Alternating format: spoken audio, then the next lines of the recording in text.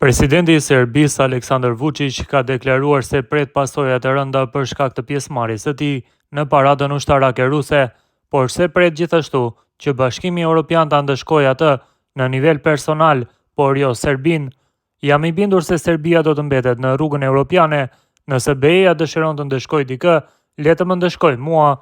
Unë do ta pranoj dënimin dhe do të kërkoj që të mos ndëshkohet i gjithë vendi im, tha Vučić për median serbe nga Moska, aty ku nesër do të takohet me presidentin Vladimir Putin.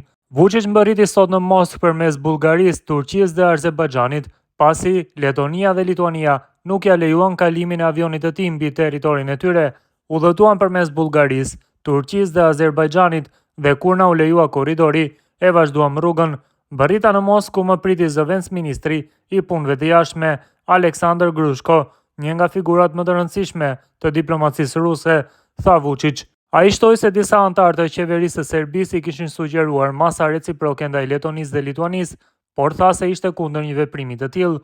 Presidenti serb theksoi gjithashtu se ai ndihet krenar që si president i një vendi dhe populli të cilit luftoi kundër fashizmit do të marrë pjesë në paradën ushtarake me rastin e 80 vjetorit të fitores në luftën e dytë botërore që organizohet në Kremlin nga Vladimir Putin. Populli serb nuk ka pse të turpërohet, por duhet të jetë krenar për luftën e tij kundër fashizmit.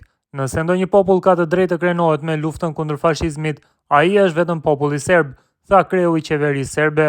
Vučić shtoi se nesër do të takohet me patriarkun rus Kirill, të cili do t'i dorëzojë një dekoratë si dhe me presidenten e Kazakistanit, Zhomar Tokayev, ndërsa të premten pas paradës, fillimisht me presidentin e Kinës Xi Jinping dhe më pas me presidentin e Rusisë, Vladimir Putin. Vučić ndër të tjera deklaroi se me Putinin do të diskutojë për një marrëveshje të re për gazin natyror dhe për industrinë e naftës së Serbisë, ndaj së cilës Shtetet e Bashkuara kanë vendosur sanksione për shkak të pronësisë së saj ruse dhe lidhjes me Gazprom, si dhe për bashkëpunimin politik në nivel ndërkombëtar.